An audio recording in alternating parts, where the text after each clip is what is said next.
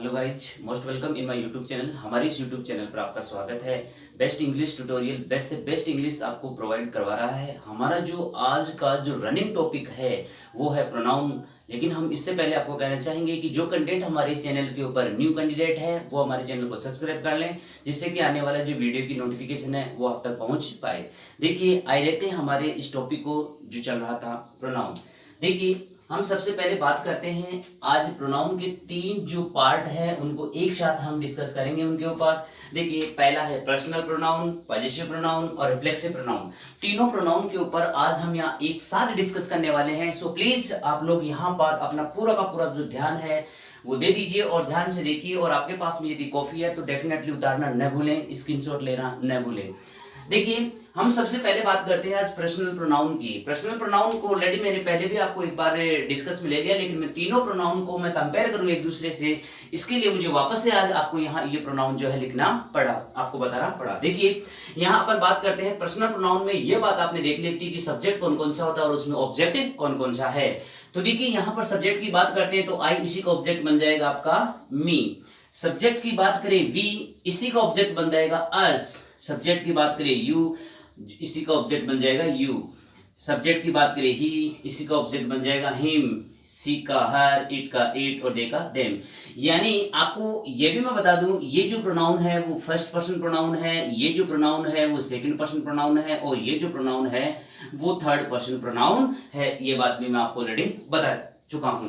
ठीक है, उसके बाद देखते हैं हम लोग यहाँ पर पजेसिव की बात करेंगे। पजेसिव में भी मैंने देखिए दो सीरीज आपके सामने यहाँ पर रखी है। एक को यहाँ पर एडजेक्टिव लिया है और पजेसिव एडजेक्टिव लिया है, और दूसरा यहाँ पर पजेसिव प्रोनाउन है।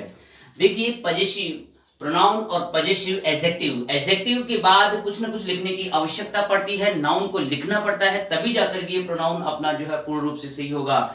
यानी इसके बाद आना चाहिए my book, our book, your book, his book, her book, its book, their book. ठीक है कि नहीं? लेकिन माइन के बाद में किसी प्रकार के यहाँ पर नाउन को लिखने की आवश्यकता नहीं है। ये खुद अपने आप में एक ऑब्जेक्ट और एक सब्जेक्ट का काम करेगा। तो इस बात से ये ऑब्जेक्ट का काम अपने आप में करेगा, इस बात का आप विशेष ध्यान रखें। इनके बाद में किसी भी प्रकार के नाउन को लिखने की आवश्यकता नहीं होती है। और आपके सामने लिखा हुआ है रिफ्लेक्सिव प्रोनाउन। देखिए, इनका रिफ्लेक्सिव प्रोनाउन है माई सेल्फ है, आवर सेल्फ है, योर सेल्फ है, हिम सेल्फ है, हर सेल्फ है, इट सेल्फ है। बात को समझना। यहाँ पर देखिए, एक ही जो मान लीजिए यहाँ पर इस प्रकार का जब भी सेंटेंस आएगा उसमें डेफिनेटली क्या बनेगा, ये सब्जेक्ट भी वही व्यक्ति बनता है और ऑब्जेक्ट भी वही व्यक्ति बनता है। इस बात का विशेष ध्यान रखना। सब्जेक्ट भी वही व्यक्ति बनेगा जो अपने आप में, सब्जेक्ट भी वही होगा और ऑब्जेक्ट भी वही होगा। जैसा कि मैं एग्जांपल के माध्यम से आपको इन तीनों को जो है समझाता हूं। सबसे पहले देखिए, मैंने लिखा है यहाँ पर आई मेट हिम। मैंने यहाँ पर सेंटेंस लिखा आई मेट हिम। आई यहाँ पर आपका क्या है, ये आई आपका यहाँ पर क्या है, सब्जेक्ट है। यहाँ पर हिम आपका क्या है, ऑब्जेक्ट है। अब आपसे ये भी पूछ ले कि कौन सा सब्जेक्ट है। आई यहाँ पर आपका देखिए बना सब्जेक्ट, ठीक है, जो फर्स्ट पर्सन प्रोनाउन का है, और हिम बना आपका यहाँ पर ऑब्जेक्ट जो कि थर्ड पर्सन प्रोनाउन का है। इस तरीके से हम इस सेंटेंस में जो है सब्जेक्ट और ऑब्जेक्ट जो फर्स्ट पर्सन प्रोनाउन है उसको यहाँ पर हम इंडिकेट करते हैं। सेकंड देखते हैं अपन लोग यहाँ पर पजेसिव प्रोनाउन की कहानी। मैंने यहाँ पर लिखा दिस इज माई पेन। देखिए, पजेसिव प्रोनाउन क्यों काम में लिया जाता है, ये अधिकार जताने के लिए, ये अधिकार जताने के लिए, मालिकाना हक जताने के लिए, जो भी मालिकाना हक है वो जताने के लिए, वो बताने के लिए ही इस पजेसिव प्रोनाउन को यूज में लिया जाता है। जैसा कि ये कहा गया दिस इज माई पेन, यह है मेरा पेन है, दिस इज माई पेन। तो यहाँ पर देखिए, ये माई क्या है, आपका एडजेक्टिव है, क्योंकि इसके बाद में यहाँ पर नाउन दिया गया है। ठीक है, उसके बाद में देखते हैं दिस पेन इज माइन। यहाँ पर ये आपका पजेसिव प्रोनाउन है, क्योंकि इसके बाद में किसी भी प्रकार के नाउन की लिखने की आवश्यकता को नहीं महसूस किया गया। और यहाँ पर आपका माई और माइन ये दोनों क्या है, पजेसिव प्रोनाउन है। ये एडजेक्टिव का काम कर रहा है और यहाँ पर ये पजेसिव प्रोनाउन बन रहा है। ठीक है, इस तरीके से आपको पता होना चाहिए कि पजेसिव प्रोनाउन अपने आप में एक मालिकाना हक बताने के लिए यूज में लिया जाता है। उसके बाद में देखेंगे हम यहाँ पर रिफ्लेक्सिव प्रोनाउन को। मैंने अभी आपको बता दिया कि रिफ्लेक्सिव प्रोनाउन जो है उस सेंटेंस में सब्जेक्ट भी एक ही होता है और ऑब्जेक्ट भी वही होता है। जैसा कि यहाँ पर इस एग्जांपल को देखिए, you see yourself in the mirror. देखिए, यू सी योरसेल्फ, अब योरसेल्फ जो है वही क्या है अपने आप में, यू है। तो कहने का मतलब ये हुआ, अगर सब्जेक्ट और ऑब्जेक्ट एक ही रखा जाए तो उस कंडीशन के ऊपर हम लोग रिफ्लेक्सिव प्रोनाउन को यूज में लिया जाता है। सी टॉक्स टू हर सेल्फ, वह खुद से बात करती है। सी हर सेल्फ टोल्ड मी, उसने खुद मुझे बताया। देखिए किसी भी बात के ऊपर जोर देने के लिए हम इसके जस्ट बाद हर सेल्फ लिख देते हैं। किसी भी बात के ऊपर जोर देने के लिए हम लोग इस सब्जेक्ट के बाद में रिफ्लेक्सिव प्रोनाउन यूज में ले लेते हैं, वर्ब के बाद में नहीं, पहले ले लेते हैं। ठीक है, तो ऐसी कंडीशन बनने पर वहां पर उस कार्य के ऊपर बहुत ज्यादा जोर दिया जाता है और यहाँ पर इसका मीन होता है खुद। जैसा कि मैंने कहा, सी हरसेल्फ टोल्ड मी, उसने खुद मुझे बताया। बात के ऊपर बहुत ज्यादा जोर देकर के यहाँ पर बोला गया है। इस तरीके से यहाँ पर अपने जो ये है 3 जो प्रोनाउन है मैंने आपको संक्षिप्त समय में ही बिल्कुल आपको नीट एंड क्लीन करवा दिया। लेकिन इससे पहले आप ये भी देखिए, कुछ इंपॉर्टेंट जो बात है उसको भी मैं आपको डिस्क्राइब कर देता हूँ। देखिए ये जो है कभी भी एपोस्ट्रोफी में नहीं लिखा जाएगा, इनको कभी भी इनके साथ में एपोस्ट्रोफी नहीं होता है। एपोस्ट्रोफी का मीन जानते हो, यहाँ पर जैसे OUR डॉट कई बार ये लिख देते हैं एपोस्ट्रोफी S।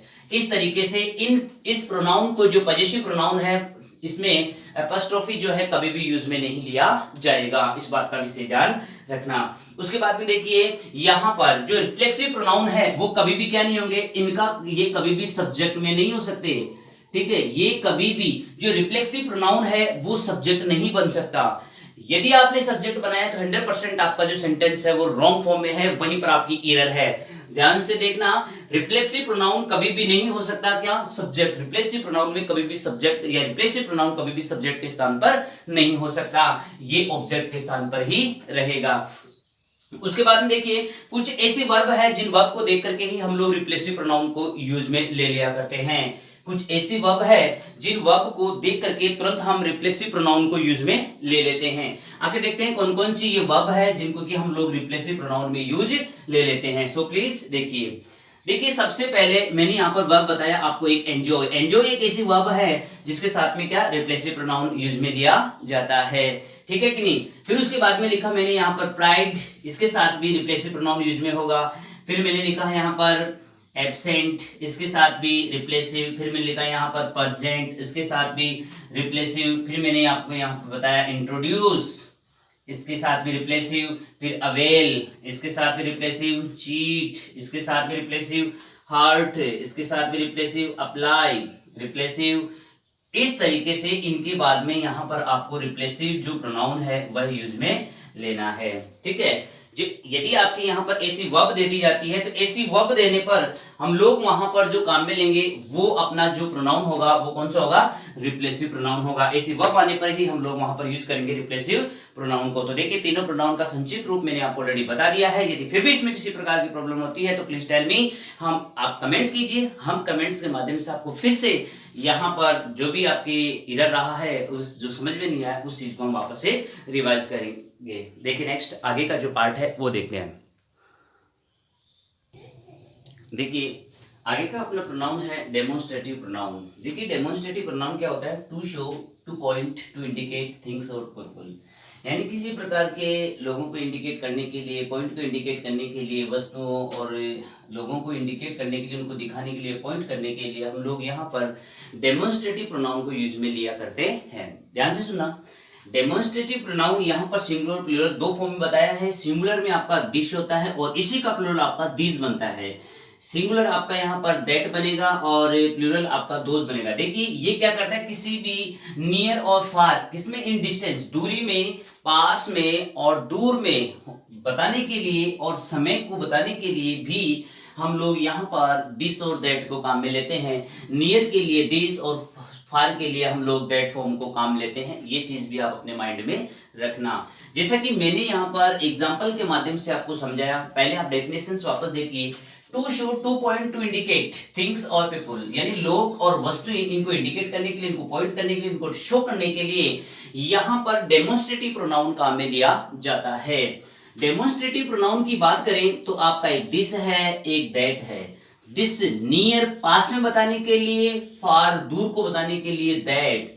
यहाँ प्लूरल की बात करते हैं दिस, इस दैट के प्लूरल की बात करते हैं तो दोज। ठीक है, अब देखते हैं यहाँ पर एग्जाम्पल के माध्यम से। This is nice. देखिए यहाँ पर ये दिस के साथ किसी भी प्रकार के अन्य नाउन को लिखने की आवश्यकता को महसूस नहीं किया गया। डायरेक्ट यहां पर मैंने दिस लिखा और दिस आपका क्या बन गया, यहां पर ये प्रोनाउन बन गया। और कौन सा प्रोनाउन बना, डेमोन्स्ट्रेटिव प्रोनाउन। उसके बाद में देखिए दोज आर गुड, यहां पर दोज प्लूरल फॉर्म है इसकी, डेमोन्स्ट्रेटिव है। तो ऐसी कंडीशन पर हम लोग यहां पर दूर की स्थिति को इंडिकेट करने के लिए जो हमारे पास में नहीं है, दूर है, वो कैंडिडेट यहां पर अच्छे हैं, दोज आर गुड, वे अच्छे हैं। यहां पर ये प्लूरल फॉर्म और डेमोन्स्ट्रेटिव प्रोनाउन हुआ।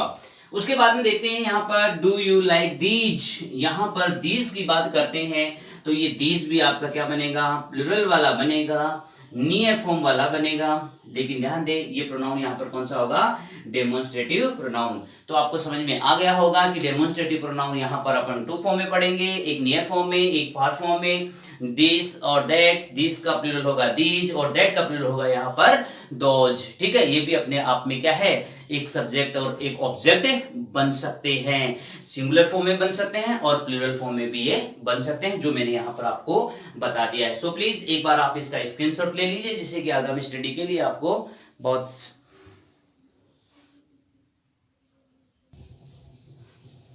देखिए आपके सामने कुछ इंट्रोगेटिव प्रोनाउन है। सबसे पहले हम बात करते हैं इंट्रोगेटिव प्रोनाउन होता क्या है, समझे। Interrogative pronoun is used to ask question. Interrogative जो प्रोनाउन है वो किसी भी प्रकार के क्वेश्चन को पूछने के लिए यूज में लिया जाता है। डेफिनेशन को जानते समझे, interrogative pronoun is used to ask question. Interrogative जो प्रोनाउन है वो किसी भी प्रकार के क्वेश्चन को पूछने के लिए, आस्क करने के लिए यहाँ पर यूज में लिया जाता है। देखते हैं कौन कौन से आपके यहाँ पर प्रोनाउन है। सबसे पहले हम बात करते हैं, यहाँ पर दिया हुआ है आपके हु का मीन होता है कौन, क्यों यहाँ पर ये जो किस प्रकार का क्वेश्चन पूछने के लिए यहाँ पर हु का यूज किया जाता है, सब्जेक्ट का पता लगाने के लिए हु इंट्रोगेटिव जो प्रोनाउन है उसका यूज किया जाता है। हु से किसका पता लगाया जाता है, सब्जेक्ट का पता लगाया जा सकता है। वूम का मीन होता है किसे, किसका पता लगाने के लिए, ऑब्जेक्ट का पता लगाने के लिए हम लोग यहाँ पर वूम जो प्रोनाउन है उसका यूज करते हैं। वूज का मीन है किसका, मालिक का पता लगाने के लिए हम लोग यहाँ पर वूज का यूज करते हैं। वूज इंट्रोगेटिव प्रोनाउन का यूज कब करेंगे, मीन होता है इसका किसका, और ये कब का यूज में लिया जाता है, किसी भी प्रकार के मालिक ऑनर का पता लगाने के लिए यहाँ पर वूज इंट्रोगेटिव जो प्रोनाउन है उसका यूज किया जाता है। व्हाट का जो यूज है, सॉरी मीन होता है क्या, कब यूज में लिया जाता है, सब्जेक्ट और ऑब्जेक्ट का पता लगाने के लिए व्हाट का यूज किया जाता है। विच का मीन होता है कौन सा, कब यूज में लिया जाएगा, ये भी सब्जेक्ट और ऑब्जेक्ट का पता लगाने के लिए हम लोग यहाँ पर इसका यूज करेंगे। ठीक है, तो आपके सामने है कि किसका यूज कब करेंगे, तो आपके सामने मैंने ऑलरेडी इन सब का यूज बता दिया है। सो प्लीज आप स्क्रीनशॉट ले लीजिए और आप लोग, या हो सकता है आप अपनी कॉपी में लिख रहे हो तो उसे प्रिपेयर कर लो। देखिए क्वेश्चन की बात करते हैं, यहाँ लिखा हुआ है हु टोल्ड यू। देखिए यहाँ हु के मीन होता है कौन, यानी सब्जेक्ट का पता लगाने के लिए, यानी कौन, ये आपको किसने बताया। तो यहाँ पर अपन लोग, जैसे ही मैं यहाँ पर राम लिख देता हूँ आपको इसका आंसर मिल जाएगा। क्या मिल गया, राम टोल्ड यू, की राम ने आपको बताया। ठीक है, तो इस तरीके से हम लोग इंट्रोगेटिव जो प्रोनाउन है उनका हम लोग इस तरीके से डिस्कस करते हैं। सबसे बेस्ट कॉन्सेप्ट है, इससे बड़ा कॉन्सेप्ट आपको कहीं और मिलेगा नहीं। विच इज योर बुक, यहाँ पर आपकी जो पुस्तक है वो कौन सी है। इस तरीके से भी यहाँ पर जो ये विच है वो कौन है, इंट्रोगेटिव प्रोनाउन है। विच क्या है यहाँ पर, इंट्रोगेटिव प्रोनाउन। हु आपका क्या है यहाँ पर, इंट्रोगेटिव प्रोनाउन। सो आप स्क्रीनशॉट ले लीजिए, उतार लीजिए। देखते हैं फिर आगे का जो पार्ट है इसका, उसके बारे में। देखिए आगे का अपना जो प्रोनाउन है वो है इंडेफिनिट प्रोनाउन। सबसे पहले हम लोग इसके बारे में, इसके डेफिनेशन को क्रिएट करते हैं। क्या है इंडेफिनिट प्रोनाउन, होता क्या है, it does not refer to any specific person और थिंग, यानी किसी भी प्रकार के जो विशेष कोई व्यक्ति या वस्तु है उसको ये रेफर नहीं करता है। ये विशेष कोई व्यक्ति या वस्तु के बारे में नहीं बताता है, ये सभी संपूर्ण प्रकार के उस ग्रुप के बारे में ये बात आपको बता देता है। देखिए क्या क्या है इसमें, जो ऐसे वर्ड कौन कौन से हैं जो एक स्पेसिफिक पर्सन और थिंग को नहीं इंडिकेट करते हैं, नहीं रेफर करते हैं। देखिए एक है एवरीबॉडी है, समबॉडी है, ऑल है, एनी है, एनीवन है, ईच है, फ्यू है, मेनी है, etc। ये सभी आपके क्या है, इंडेफिनिट प्रोनाउन है। इंडेफिनिट प्रोनाउन के बारे में आप लोग अपने दिमाग में ये सेट कर लीजिए कि एवरीबॉडी है, समबॉडी है, ऑल है, एनी है, एनीवन है, ईच है, फ्यू है, मेनी है, ये सभी आपके क्या है, इनडेफिनिट प्रोनाउन है। एग्जाम्पल की बात करते हैं तो मेनी वर सिंगिंग, ठीक है, यहाँ पर ये मेनी क्या बना, आपका ये प्रोनाउन है, कौन सा प्रोनाउन है, इनडेफिनिट प्रोनाउन है, तभी तो आपको यहाँ पर इसके बाद में किसी प्रकार के नाउन को लिखने की आवश्यकता को महसूस नहीं किया गया। यहाँ पर देखिए ये एनीवन है, ये भी अपने आप में क्या है, एक इंडेफिनिट प्रोनाउन है, क्योंकि इसके बाद भी किसी भी प्रकार के नाउन को लिखने की आवश्यकता को महसूस नहीं किया गया, और ऐसी कंडीशन पर यहां पर ये जो प्रोनाउन बना वो बना आपका इंडेफिनिट प्रोनाउन। बड़ा सिंपल सा क्वेश्चन, बड़ा सिंपल सा ये इंडेफिनिट प्रोनाउन है, इसको आसानी से समझा जा सकता है। अब देखिए इससे रिलेटेड कुछ इंपॉर्टेंट कुछ फैक्टर्स अपने सामने आते हैं, उसके बारे में भी हम लोग यहाँ पर डिस्कस कर लेते हैं। Everybody, somebody, everyone, nobody, everyone, someone, known. देखिए यदि everybody, somebody, everyone, nobody, everyone, somebody, known, यदि ये सब्जेक्ट के रूप में हैं, समझने की कोशिश करना, यदि ये सब्जेक्ट है तो वहां पर सिंगुलर वर्ब का ही यूज होगा। वहां पर जो वर्ब अपन लगाएंगे वो वर्ब है जो सिंगुलर एचवी है, उसी को हम लोग यहां पर काम में लेंगे, यानी इनको हम क्या मानेंगे, सिंगुलर ही मानेंगे, प्लूरल हम नहीं मानेंगे, ठीक है। उसके बाद में देखिए ये सभी यदि सब्जेक्ट के रूप में हो और क्वेश्चन टैग वाली स्थिति में हो, यानी ये सभी सब्जेक्ट के रूप में, कौन से, जो एवरीबॉडी, समबडी ये ऊपर बता रखे ना, ये सभी यदि सब्जेक्ट के रूप में हो और आगे क्वेश्चन टैग दिया हुआ है, तो हम वहां पर क्वेश्चन टैग वाली जो कंडीशन बनेगी वहां पर हम लोग न तो ही का यूज करेंगे, न सी का यूज करेंगे, न हम लोग यहां पर जो यूज करेंगे वो केवल एक ही वर्ड होगा, वो वर्ड है आपका दे।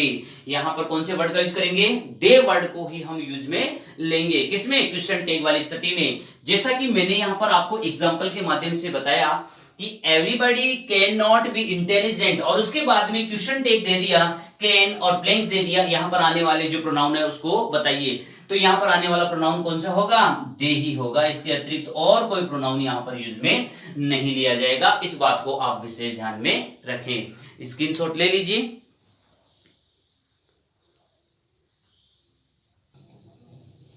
देखिए आगे का जो अपना प्रोनाउन है वो प्रोनाउन है रेसिप्रोकल प्रोनाउन। इस रेसिप्रोकल प्रोनाउन के बारे में हम देखते हैं कि इस प्रकार की जो डेफिनेशन है वो क्या बताती है, एक्सप्रेस म्यूचुअल एक्शन, यानी ये किस प्रकार के एक्शन को इंडिकेट करता है, एक म्यूचुअल एक्शन को इंडिकेट करेगा, ठीक है। म्यूचुअल एक्शन को जब इंडिकेट करता है तो ऐसी स्थिति को इंडिकेट करने वाली यहाँ पर दो वर्ड मैंने बताए हैं, एक लिखा मैंने ईच अदर और दूसरा बताया मैंने वन एनोदर। एक है ईच अदर और दूसरा है आपका वन एनोदर। ये टू वर्ड्स हैं जो क्या करते हैं, म्यूचुअल जो एक्शन है उसको एक्सप्रेस करते हैं। अपन सबसे पहले यहाँ पर एग्जाम्पल की बात करते हैं, जिसे मैंने आपको समझाने के लिए एक बेटर एग्जाम्पल यहाँ पर दिया है। देखिए क्या लिखा है मैंने, Mohan is singing with Sohan, यानी मोहन क्या है, सिंगिंग कर रहा है किसके साथ में, सोहन के साथ में, and Sohan is singing with Mohan, और जो सोहन है वो वापस किसके साथ सिंगिंग कर रहा है, मोहन के साथ में। तो इस प्रकार के सेंटेंस को मैं यहां पर म्यूचुअल एक्शन बना दूं इसकी, तो क्या बन जाएगा, Mohan and Sohan are singing each other. मैंने इस सेंटेंस में किसका यूज कर दिया, ईच अदर का यूज कर दिया। तो देखिए सबसे इंपॉर्टेंट आपका सेंटेंस शॉर्ट बन गया, ठीक है, और सेंटेंस का मीन भी ये रहा जो ऊपर वाला है, ठीक है। मैंने क्या कहा, Mohan and Sohan are singing each other, ठीक है। यहां पर हम देखेंगे बाद में कि यहां पर कौन कौन से रूल को फॉलो किया जाता है। देखिए यहां का जो सब्जेक्ट है, इस बात का विशेष ध्यान रखना, म्यूचुअल एक्शन आ गया तो जो रेसिप्रोकल जो प्रोनाउन है उसका जो सब्जेक्ट है वो हमेशा क्या होगा, एक तो प्लूरल का होगा, इस बात का विशेष ध्यान रखें, सब्जेक्ट को हमेशा क्या रखे, प्लूरल का रखें। और देखिए दोनों में जो वर्ब है वो क्या होगी आपकी, वर्ब एक ही होगी, वर्ब क्या होगी आपकी, एक ही होगी। इस बात के ऊपर आप लोग डिस्कस करें कि वास्तव में ये दोनों जो पॉइंट है वो कॉमन एरर के हिसाब से इन्हीं दोनों पॉइंटों को वो इंडिकेट करेगा और आपको कॉमन एरर से संबंधित क्वेश्चन आपसे पुट अप करेगा, ठीक है। तो इस तरीके से मैंने प्रत्येक एग्जांपल जो है, इसका एक एग्जांपल आप और देख लीजिए, you and he help each other. यहां से देखिए यहां पर जो मैंने वर्ब रखी है हेल्प, ये वर्ब भी क्या है, यहां पर प्लूरल वर्ब है, और मैंने ये कह दिया कि जब सब्जेक्ट आपका प्लूरल होगा तो वर्ब ऑलरेडी आपकी प्लूरल आएगी, ठीक है। तो देखिए आपका ये जो टोटल प्रोनाउन है, इन टोटल प्रोनाउन के कॉन्सेप्ट मैंने ऑलरेडी आपको प्रिपेयर करवा दिए हैं। आगे आने वाला जो वीडियो होगा उसमें हम कुछ एक ऐसे टॉपिक के बारे में डिस्कस करेंगे जो बहुत ही बेटर होगा, अच्छा होगा, बेस्ट होगा, और आने वाले एग्जाम में उससे भी बहुत सारे क्वेश्चन को पुट अप किया जाएगा। ठीक है, सबसे पहले हम लोग इससे संबंधित बनने वाले जो एरर है वो क्वेश्चन के माध्यम से देखेंगे, उसके बाद हमारा नेक्स्ट टॉपिक शुरू होगा। जय हिंद, जय भारत। आज के लिए इतना ही। Thanks for watching my video.